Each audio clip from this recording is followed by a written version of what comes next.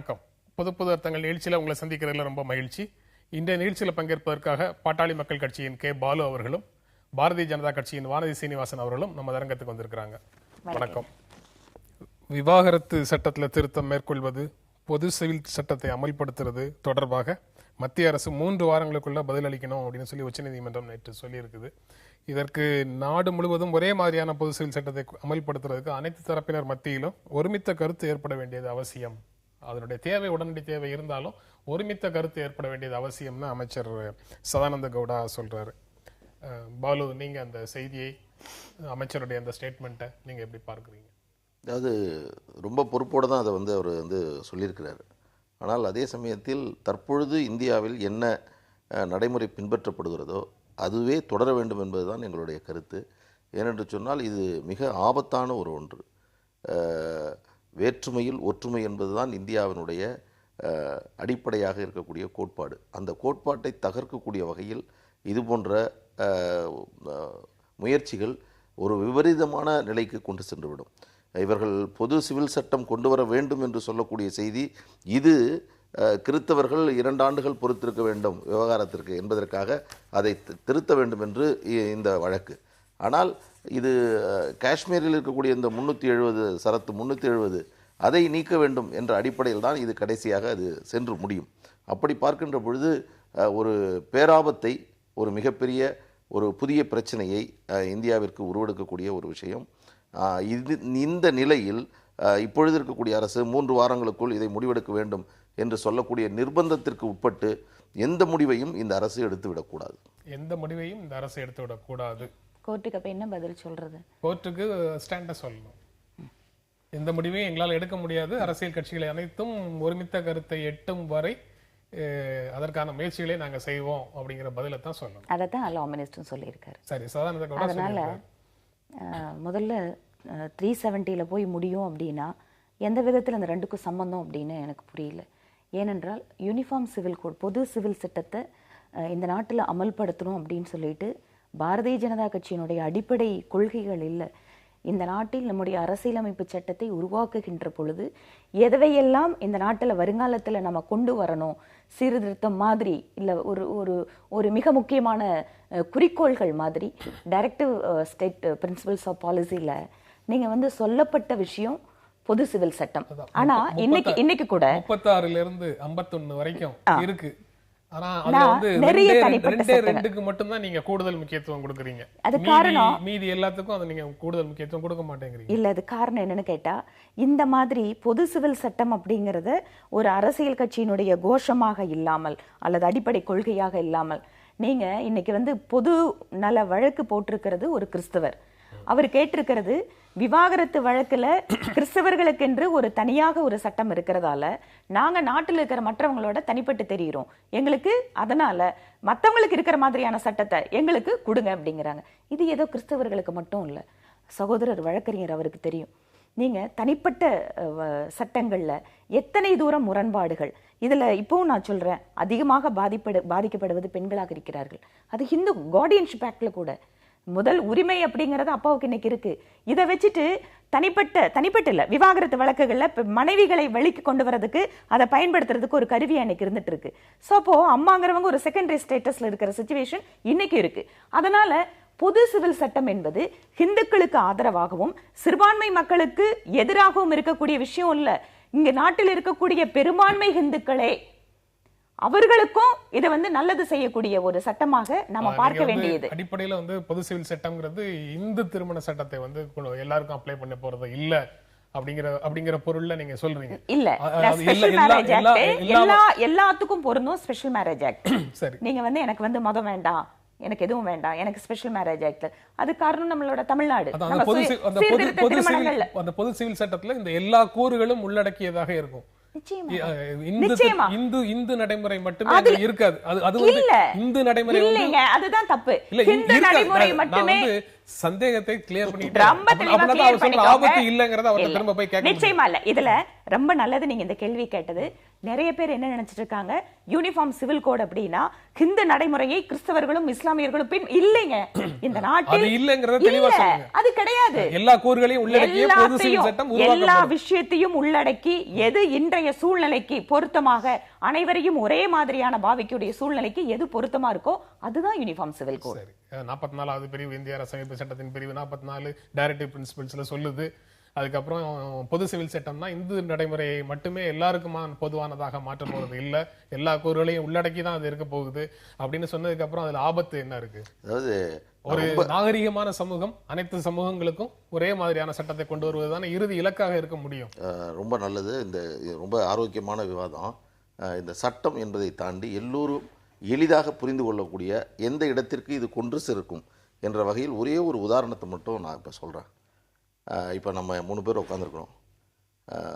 ஒருவர் தொப்பி அணிந்து கொண்டு, தலையில் பட்டை போட்டுக்கொண்டு, கழுத்தில் சிலுவை போட்டுக்கொண்டு இருப்பது தான் ஒரு இந்தியாவிற்கு சிறந்தது என்ற ஒரு பொதுவான ஒரு நிலைப்பாட்டை ஒரு அரசு எடுக்கிறது என்றால் இதை 3 சமூகங்களும் 3 மதங்களும் ஏற்றுக்கொள்ளுமா?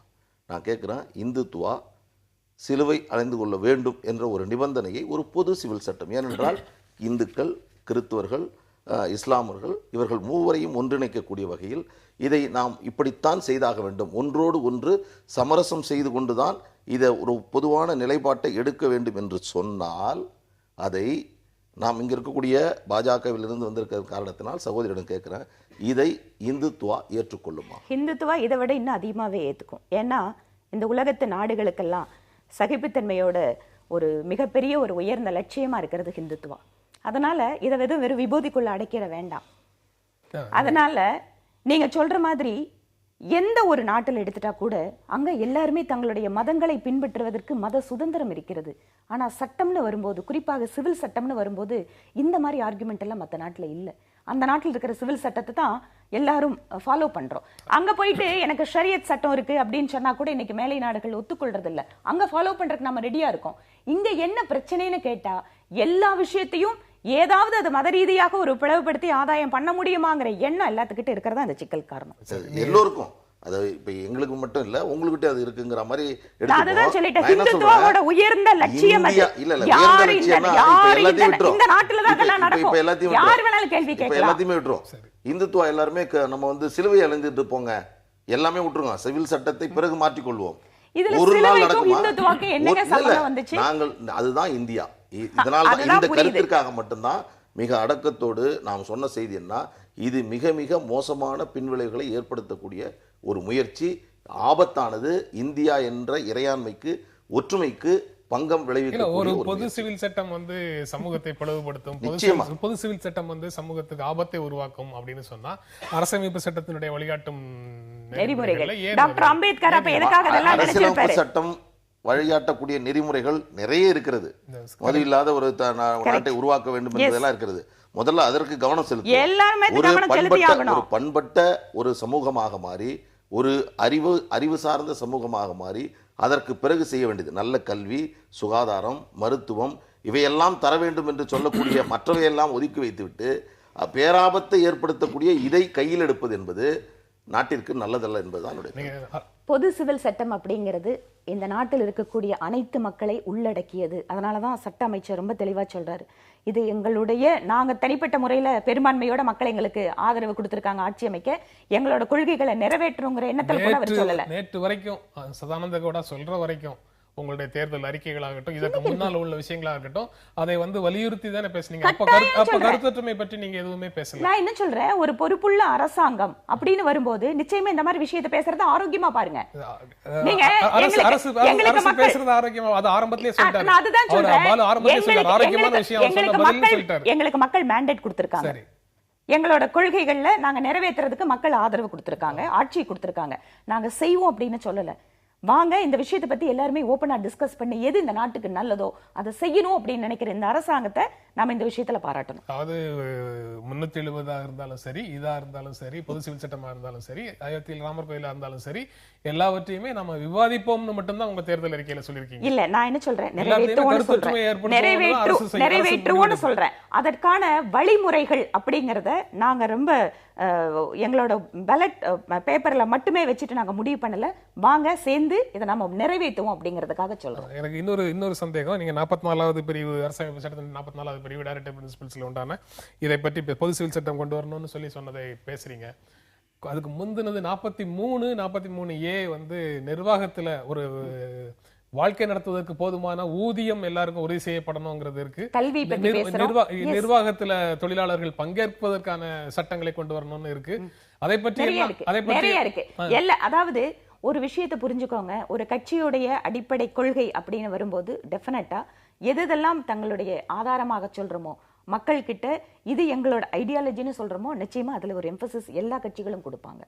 அது எல்லாத்துக்கும் நான் சொல்றேன். இன்னும் மதுவிலக்கு, கல்வி, இந்த மாதிரியே இன்னும் இந்த நாட்டுல நிறைய பிரச்சனைகள் இருக்கு. இந்த பொது சிவில் சட்டம் அப்படிங்கறத ஏன் வந்து மத்த அரசியல் கட்சிகள் இதை வந்து ஒரு குறிப்பிட்ட சமுதாயத்துக்காக பாக்குறாங்க?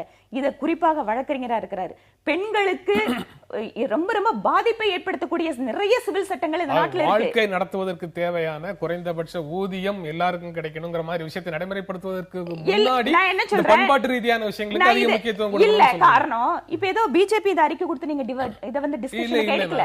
சுப்ரீம் கோர்ட்ல அப்போ ஒரு உச்ச நீதிமன்றம் உங்களுடைய கொள்கைகளை பற்றி அல்லது உங்க அமைச்சர்கள் பேசுவதை பற்றி நாள்தோறும் பேசிட்டு இருக்கோமே, ஒரு நாள் விட்டுட்டு வேற ஏதாவது பேசலாம்னு நினைச்சா இன்னைக்கு வந்து சுப்ரீம் கோர்ட் விடல.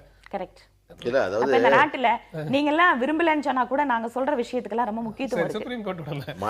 அதாவது இருவர் மனமுடித்து நன்றாக வாழ்வதை பற்றி சிந்திக்கணும் ஒழிய இந்த வழக்கே என்னன்னா நாங்க எப்படி டைவர்ஸ் வாங்குறதுங்கிறது தான். அதாவது இந்த அரசு எப்படி வந்து ரொம்ப எளிதாக ஒருத்தருக்கு வந்து மன முறிவு செய்வதற்கான முயற்சிகளை செய்யணும் அப்படிங்கிறதுக்கான ஒரு வழிமுறையை தான்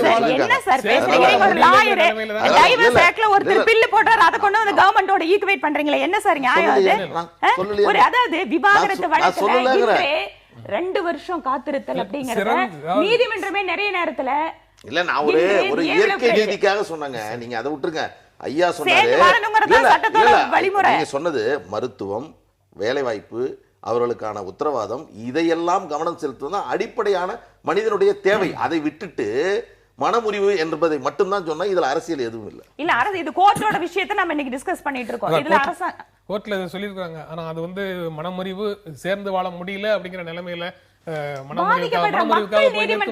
மனமுறிவுக்காக போய் நிற்கும் போது ஒருவருக்கு 1 வருட சட்டப்பூர்வமான பிரிவு, இன்னொருவருக்கு 2 வருட சட்டப்பூர்வமான பிரிவுன்னு ஏன் இருக்கு?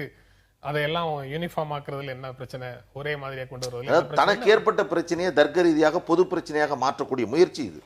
இது வந்து தன்னுடைய ஒருவருடைய பிரச்சனை. இது அவர் நீதிமன்றம் போறார், நான் 2 ஆண்டுகள் ஏன் காத்திருக்க வேண்டும் என்று சொல்றார். ஆனால் பொதுவாக அதனாலதான் சொல்றாரு, நான் என்னுடைய தேர்வு எதுவுமே இல்லாம என்னுடைய அப்பா அம்மாவால தீர்மானிக்கப்பட்ட ஒரு விஷயம் வந்து நான் என்னுடைய கணவர்கிட்ட இருந்து சட்டப்பூர்வமாக எவ்வளவு நாள் பிரிஞ்சிருக்கணுங்கிறத தீர்மானிக்குதுங்கும் போது அதை சரி செய்வதற்கான முயற்சி தானே. அதாவது இதே அரசியலமைப்பு சட்டம் தான் சொல்லுது, அவரவர் விருப்பப்படி வாழ்வதற்கான உரிமையை இதே அரசியலமைப்பு சட்டம் தான் வழங்குது. அதையும் நம்ம புரிஞ்சுக்கணும்.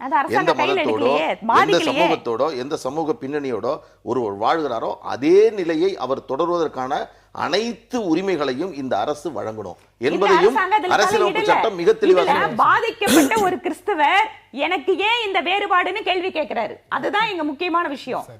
எனக்கு இதில் ஏன் வேறுபாடு? மத்த இந்துக்களுக்கு வந்து ஒரு சட்டம், எனக்கு ஒரு சட்டமா? எல்லாத்துக்கும் ஈக்குவலா பாருங்கன்னு கேட்கிறாரு. இது போட்டிருக்கிறவர் ஒரு கிறிஸ்தவர். சரி, அவரோட உரிமையோ மத உரிமையோ அரசாங்கம் எந்த விதத்திலையும் போய் தொல்லை பண்ணல. நீ இப்படிதான் இருக்கணும்னு சொல்லல. ஆப்ஷன் முழுக்க இந்த நாட்டினுடைய குடிமக்கள் கிட்ட தான் இருக்கு. அதுக்கு எந்த பாதிப்பும் வரல. அதாவது சிவில் சட்டங்கள் எல்லாமே எல்லாருக்கும் பொதுவானதாக இருக்கணும், அதை ஏன் நீங்க வந்து நடைமுறைப்படுத்த மாட்டேங்கிறீங்க அப்படின்னு தான் உச்ச நீதிமன்றத்துல இருந்து கேட்கறாங்க. ஏற்கனவே இந்த வழக்குல வந்து கிறிஸ்டியன்ஸ் மேரேஜ் ஆக்ட திருத்தி அந்த இதை சரி பண்ணி கொடுங்கன்னு சொல்லி ஏற்கனவே ஜூலைல கேட்டதுக்கு இதுவரை அரசு எந்த நடவடிக்கை எடுக்கலங்கிறதுனால இந்த மாதிரி அவங்க கேட்கறாங்கன்னு அதை புரிஞ்சிக்க முடியுது. அது இன்றைக்கு இருக்கக்கூடிய அரசியல் சூழல்ல இது ஒரு அடிஷனல் டாபிக்காக வந்து சேர்ந்துருச்சு அது. ஆனா நீங்க வந்து பொது சிவில் சட்டம் அவங்க கேட்கிற அந்த பொது சிவில் சட்டம்ங்கிறத நீங்க ஏற்கல. துவக்கம் என்பது ஏதோ ஒரு இயற்கையானது, ஒரு சாதாரணமானதாகத்தான் தோன்றும். முடிவு என்பது அதிபயங்கர விபரீதமானதாக அமையும். இந்த பிரச்சனையில் கை வைத்தால் இந்த அரசுக்கும் சரி, பொதுவாக இந்த நாட்டினுடைய இறையாண்மைக்கும் சரி, அரசியல் கட்சிகளும் எல்லாருக்குமே, இந்திய மக்கள் எல்லாருக்குமே விழிப்பாக இருந்தாலும் கூட எப்படி அது இருந்தாலும் ஆபத்துல இந்த தான் இது இது அல்ல சூழல், இது அல்ல சூழல், இது அல்ல சூழல்.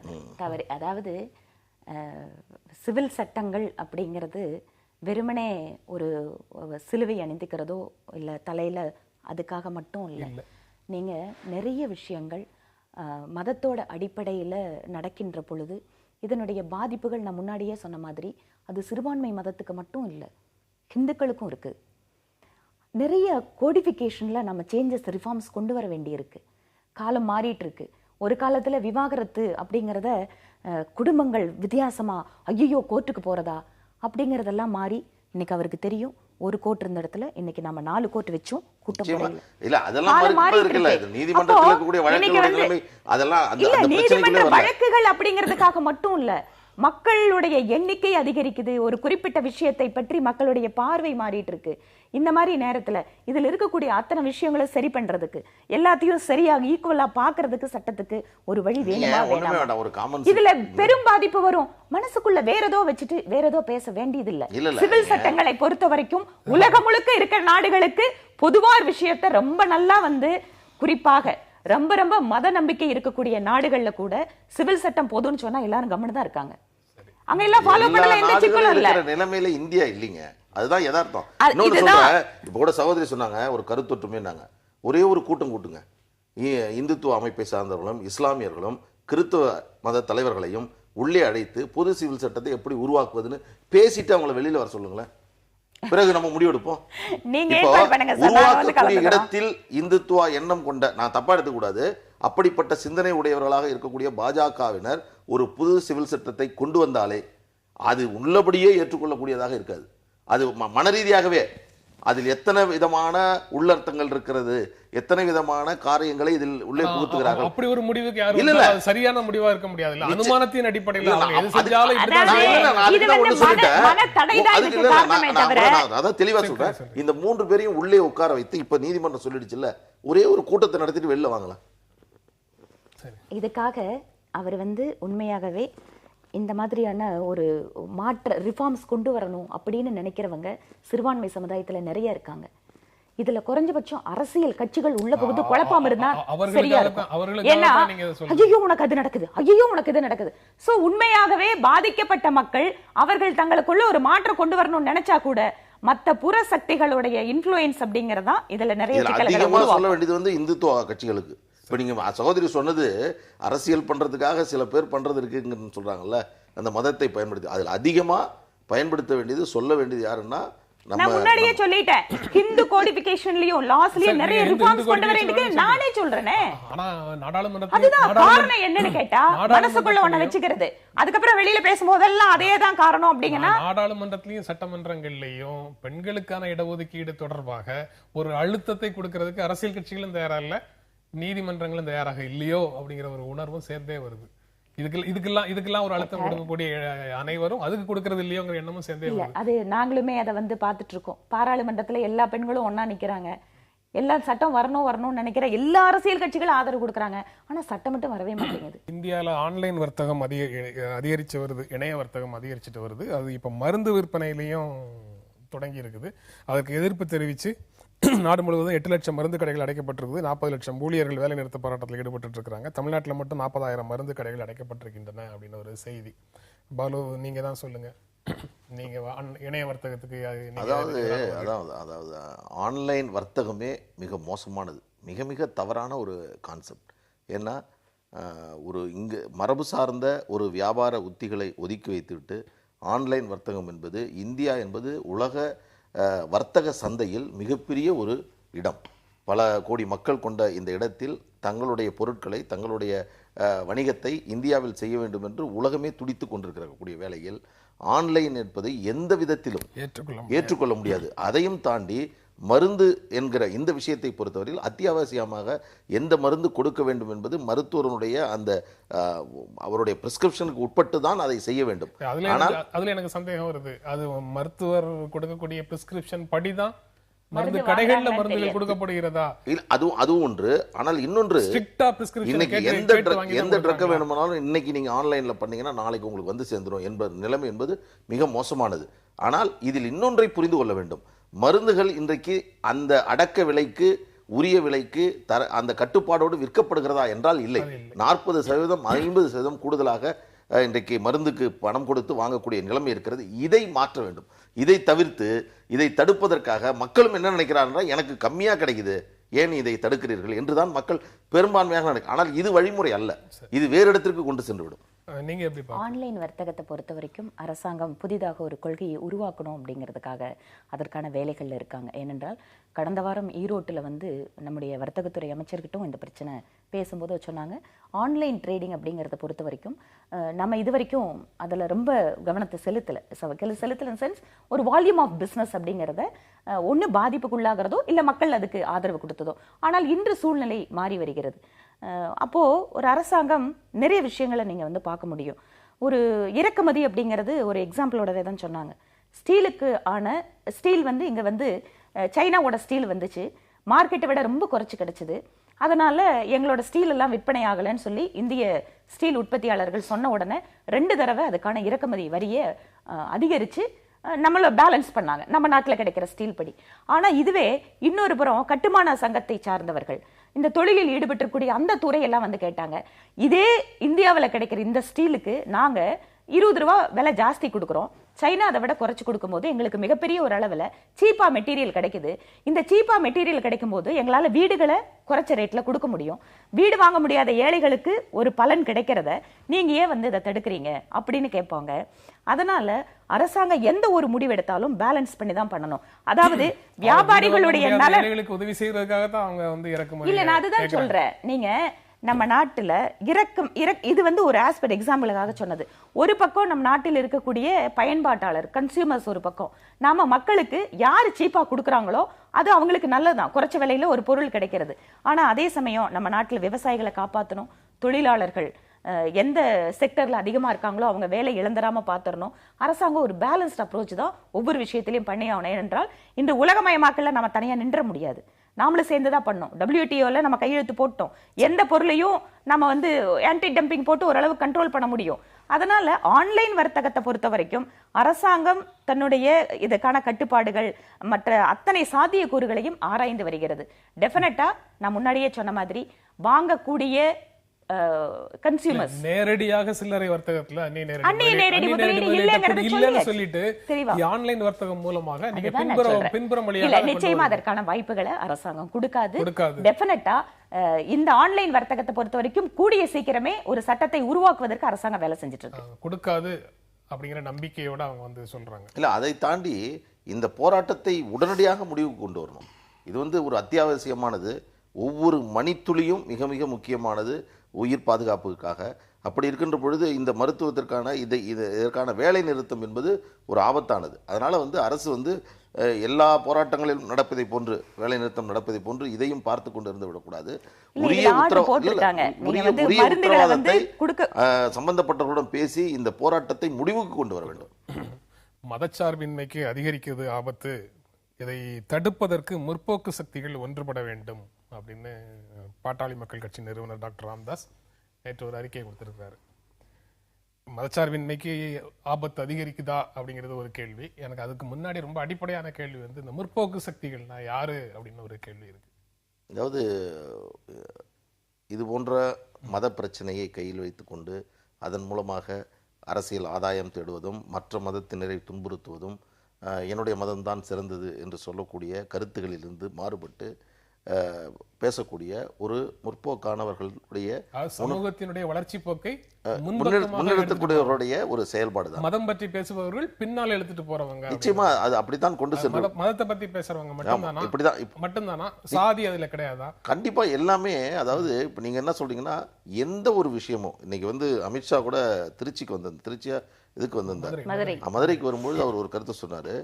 சாதி ரீதியான சங்கங்கள் என்பது தவறல்ல, அந்த சமூகத்தை முன்னெடுப்பதற்காக, வளர்ச்சி பாதைக்கு கொண்டு செல்வதற்காக இருக்கக்கூடிய அந்த அமைப்புகளை நான் ஏற்றுக்கொள்கிறேன் என்று அமித்ஷாவே சொல்லியிருக்காரு.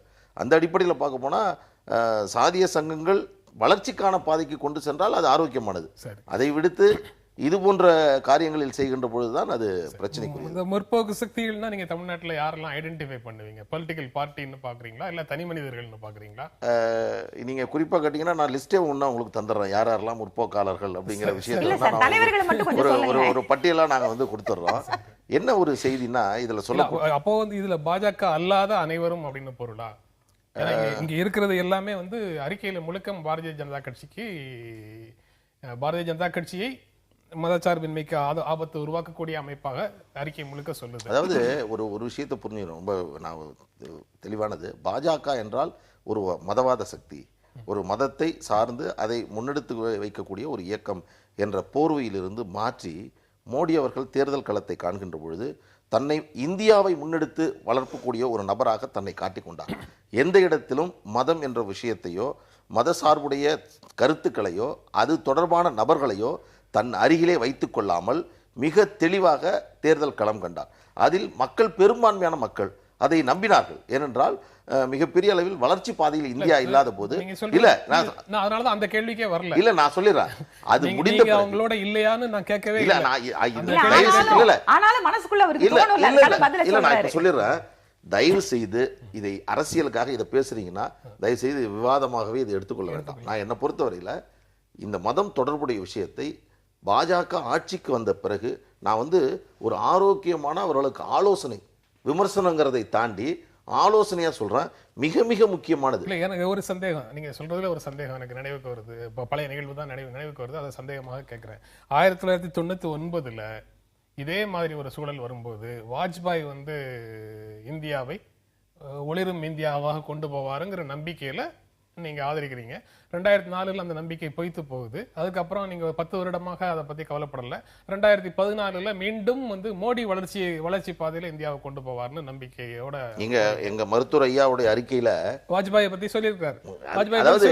இது வந்து இந்த அறிக்கையை பொறுத்தவரையில் எங்கள் நிறுவனர் மருத்துவர் ஐயாவுடைய அறிக்கையை பொறுத்தவரையில் அரசியல் என்பது ஒரு பக்கம் இருந்தாலும் சமூகத்தை பாதிக்கக்கூடிய விஷயங்களில் மிக பொறுப்புணர்ச்சியோடு கருத்துக்களை பதிவு செய்வதோடு மட்டுமல்லாமல் ஆலோசனை வழங்குவது, எது தவறு சரி என்பதை சுட்டிக்காட்டக்கூடிய வகையில் தான் இந்த கருத்து. எங்களுடைய இந்த கருத்தை பொறுத்தவரையில் நாங்கள் சொல்றது என்னன்னா, பாஜக ஆட்சிக்கு வந்த பிறகு அதற்கு பிறகு நாம் சந்தித்திருக்கக்கூடிய நடந்திருக்கக்கூடிய நிகழ்வுகளை பட்டியலிடுகிறோம். அது ஒரு பேராபத்திற்கு கொண்டு செல்லும். இது தவறான ஒரு போக்கு, இதை நீங்கள் கவனிக்க வேண்டும். இந்த போக்கு வந்தபோது வாஜ்பாய் அவர்கள் இதற்கு வாய்ப்பு வழங்காமல் தடுத்தார். இன்றைக்கு மோடி அமைதி காக்கிறார், வேடிக்கை பார்க்கிறார். இது இந்த அரசிற்கு ஒரு கெட்ட பெயரை ஏற்படுத்திவிடும் என்ற கருத்து தான் மிக முக்கியமாக நாங்கள் பதிவு செய்திருக்கிறது. வாஜ்பாய் வந்து அப்பவும் இந்துத்துவ முழக்கங்கள் எழுப்பப்பட்டன. ஆனால் வாஜ்பாய் அவற்றை கட்டுப்படுத்தினார். நரேந்திர மோடி அதை கட்டுப்படுத்தவில்லை, மௌனமாக இருக்கிறார் அப்படிங்கிறது அந்த அறிக்கையினுடைய சாரம். இல்லை, இதில் பிரதமர் மௌனமாக இருக்கிறார், அவர் இந்த விஷயத்தில் கருத்து சொல்ல அப்படின்னா தொடர்ச்சியாக வந்து குறிப்பாக இந்த மதசார்பின்மை அல்லது எழுத்தாளர்களுடைய படுகொலை, மாட்டிறைச்சி, இந்த சம்பவங்கள் எல்லாமே இப்போ ஆல்மோஸ்ட் ஒரே அறிக்கையில் வரும்போது கூட இது எல்லாத்தையும் லிங்க் பண்ணுறாங்க. இதுக்கு வந்து பிரதமர் மௌனமா இருக்கிறாருன்னா ஒன்றுக்கொன்று தொடர்பில்லாத தனித்தனி சம்பவங்கள் அதெல்லாம் அப்படின்னு நீங்க சொல்றீங்களா? நிச்சயமா ஒன்றுக்கொன்று தொடர்பில்லாத இல்ல, ஒன்றுக்கொன்று தொடர்பில்லாத, சற்றும் பாரதிய ஜனதா கட்சிக்கோ மத்திய அரசுக்கோ சம்பந்தம் இல்லாத நிகழ்வுகளை ஏதோ ஒரு விஷயத்துல மோடியை பிடிக்கல, மோடி மேல விமர்சனம் அரசாங்கத்தை மேல வைக்கணும், குறிப்பா ரிலிஜியஸ் சென்சிட்டிவ் இஷ்யூஸை மட்டுமே கையில் எடுத்து அவருக்கு எதிராக இருக்கக்கூடிய சக்திகள் நான் என்ன சொல்றேன், சாக்ஷி மகாராஜ் சொன்னாருங்க, அவர் எதிரில போய் நின்னுட்டு வாங்கப்பா பெட்ரோல் எடுத்துட்டு கொளுத்துங்க அப்படின்னா நீங்க சொல்லுங்க, நீங்க வந்து ஏன் நடவடிக்கை எடுக்கலன்னு. நான் என்ன சொல்றேன், ஒரு சில கருத்துக்கள் பேசுறாங்க, அதை பிரதமரும் கண்டிக்கிறாரு. அதற்கு பின்னால உத்தரப்பிரதேசத்துல நடந்த ஒரு விஷயம், அது கிரிமினல் விஷயம், ஒரு சட்டம் ஒழுங்கு சம்பந்தமாக நேரடியாக மாநில அரசாங்கத்தில் ஒரு சப்ஜெக்ட். அதே மாதிரி கர்நாடகாவில் ஒரு படுகொலை, எழுத்தாளர், கர்நாடகால காங்கிரஸ் கட்சி நேரடியா கிரிமினல் கேஸ் அந்த ஸ்டேட்டோட போலீஸ் பார்த்துட்டு இருக்காங்க. ரெண்டுலயும் பிஜேபி காரங்க இதுல இன்வால்வ் ஆயிருக்காங்க, மோட்டிவேஷன் இருக்கு, இல்ல இதுல நேரடியா பிரதமர் அல்லது அலுவலகம் சம்பந்தப்பட்டிருக்கு, மோடி சம்பந்தப்பட்டிருக்காருன்னா நாங்க புரிஞ்சுக்க முடியும். இந்த மாதிரியான சம்பவங்கள் இது பிஜேபி இல்ல, இந்த மாதிரி மத்திய அரசாங்கமோ மாநில அரசாங்கமோ பல்வேறு கட்சிகளுடைய அரசாங்கத்திலேயே நடந்தது. ஆனா இப்ப நடக்கிறதுக்கு எல்லாமே எங்க எது நடந்தாலும் அதை நேரடியா மோடியோட லிங்க் பண்ண முடியுமான்னு பாக்குற பார்வை ரொம்ப ரொம்ப ஆபத்தானது. ஏன்னா மதசார்பின்மைக்கு ஆபத்து அப்படின்னா என்ன அர்த்தம்? ஏதோ இந்த நாட்டில் இருக்கிற சிறுபான்மை மக்கள் எல்லாம் சுதந்திரமா இல்ல, அவங்க எல்லாம் ஏதோ ஒரு பயமுறுத்தி நீ இப்படிதான் இருக்கணும்னு ஒரு அரசாங்கம் சொல்ற மாதிரியான ஒரு அச்ச உணர்வை தேவையில்லாமல் இந்த நாட்டுல என்ன ஒரு சிக்கல். நான் இன்னொரு விஷயத்தை நான் பார்க்கணும், இது சொல்லிடுறேன். இந்த சகிப்புத்தன்மை பத்தி ஹிந்துத்துவா பத்தி பேசுறாங்க. நான் என்ன சொல்றேன், மோடி அவர்கள் ஆட்சி அமைத்ததை சகித்துக் கொள்ள முடியாமல், அந்த சகிப்புத்தன்மை இல்லாமல் மாற்று இயக்கத்தை சார்ந்தவர்கள், வேற சித்தாந்தத்தை சார்ந்தவர்கள் இத ரொம்ப பிளான் பண்ணி இத வந்து காங்கிரஸ் கட்சியையும் கம்யூனிஸ்ட் கட்சிகளையும் சொன்னீங்கன்னா புரிஞ்சுக்க முடியும். இந்த எழுத்தாளர்கள் விருதுகளை திருப்பி கொடுக்கறவங்க மோடியை பிரதமராக்கணும் அப்படின்னு சொல்லி தமிழ்நாடு முழுக்க பேசியவர் டாக்டர் பாட்டாளி மக்கள் கட்சி. உங்க கூட்டணியில இருந்த கட்சி 2014. இல்ல, நான் சகோதரர் சொல்ற கருத்துல நான் சொல்றேன், இதை நாங்கள் ஒரு அரசியல் கட்சி விமர்சனமாக உங்க கூட்டணியில இருந்துட்டு என்டிஏல அப்படின்னு சொல்ற ஆலோசனையாக இதை எடுத்துக்கொள்ளுங்கிறாரு. நிச்சயமாக இந்த ஆலோசனையை தக்க விதத்தில் நாங்க எடுத்துக்குவோம். ஆலோசனையை தக்க விதத்தில் எடுத்துக்கிறோம். ஆனா சகிப்பின்மைங்கிறது வந்து மத சகிப்புத்தன்மையை பத்தியே நீங்க பேசுறது இல்ல. மோடி பிரதமராக இருப்பதை சகித்துக் கொள்ள முடியாதவர்கள் இந்த மாதிரி குற்றச்சாட்டை சொல்லிட்டே இருக்கிறாங்க. பாஜகவில் சகோதரி போன்றவர்களும் இருக்கிறார்கள் என்பது எனக்கு ரொம்ப சந்தோஷம், மகிழ்ச்சி. ஆனால் அதே வேளையில் ஒரு முழு பூசணிக்காயை சோற்றில் மறைத்து விடக்கூடாது. இவர் சொல்றாரு, எங்கொன்று அங்கொன்று எங்கெங்கே நடந்ததை வந்து இணைத்து பேசுவது என்பது தவறு என்று சொல்றாங்க.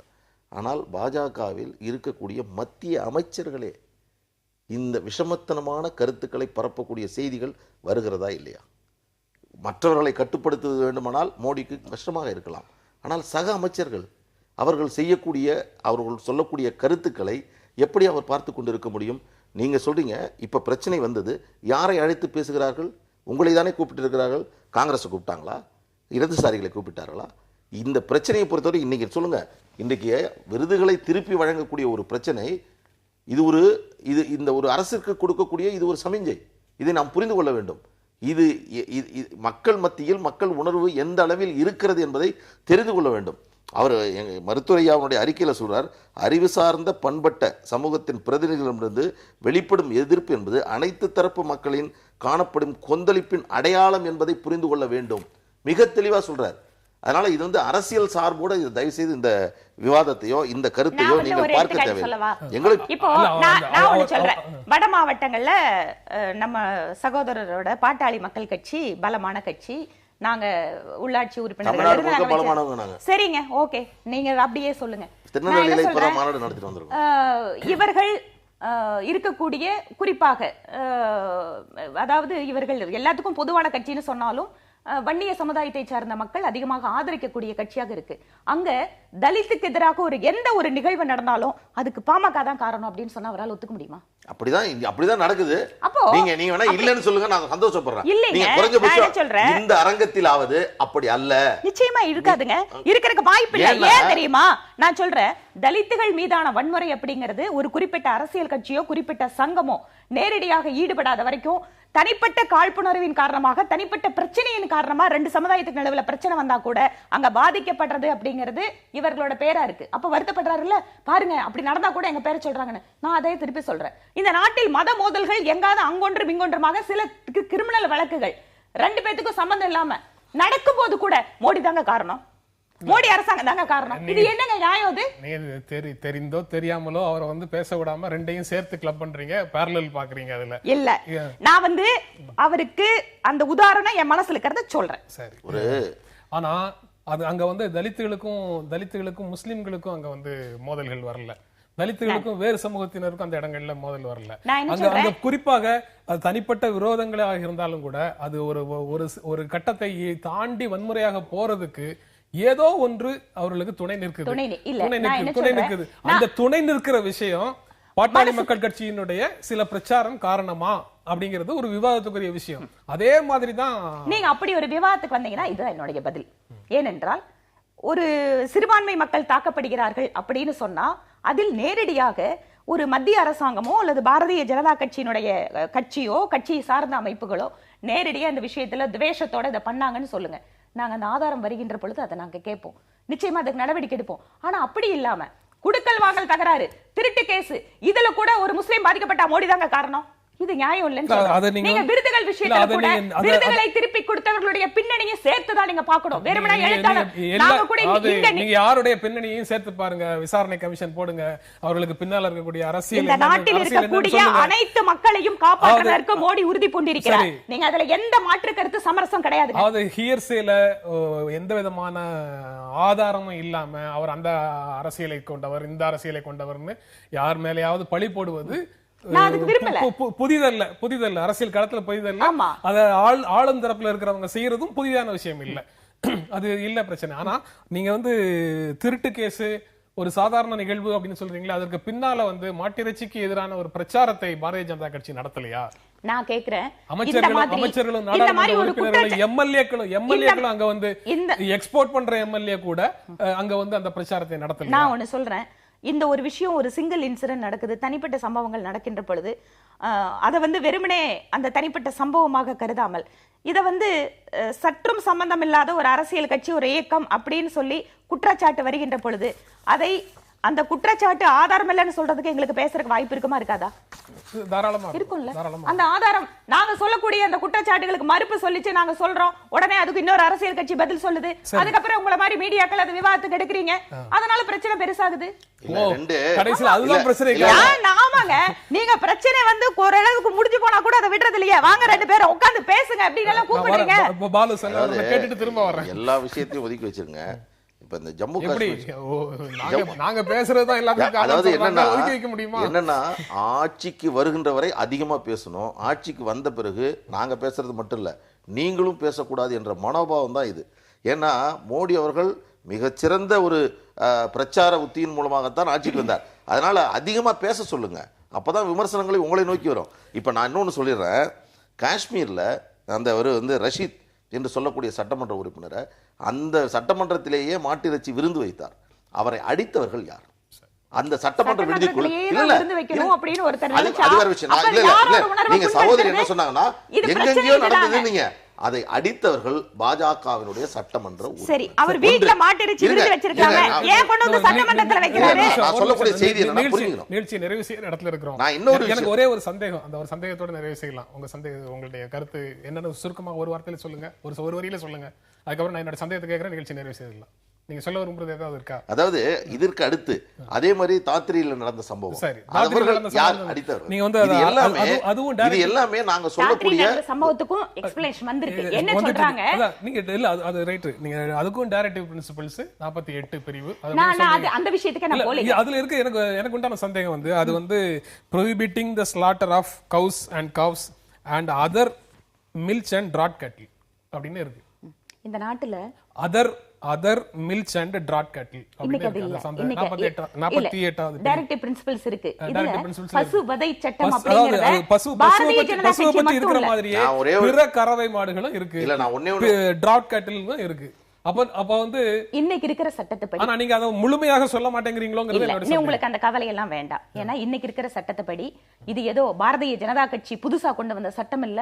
இதுல பல்வேறு மாநிலங்கள்ல பசுவதைக்கு எதிரான சட்டம் அப்படிங்கிறது அமல்ல இருக்கு. இன்றைக்கும் நம்ம நாட்டுல பசுவினுடைய மாமிசத்தை எக்ஸ்போர்ட் பண்றதுக்கு தடை இருக்கு. ஆனால் எருமை மாடு அதிகமா நம்ம இறைச்சி ஏற்றுமதி பண்றோம். எதுலன்னு கேட்டீங்கன்னா எருமை மாடு. ஆனா இத செக் பண்ற மெக்கானிசம்ல நம்ம ஃபெயிலியர் ஆயிருக்கோம். அதர் மில்க் அனிமல்ஸ்ங்கிறதுல எருமை மாடு வராதான்னு கேக்குறேன்.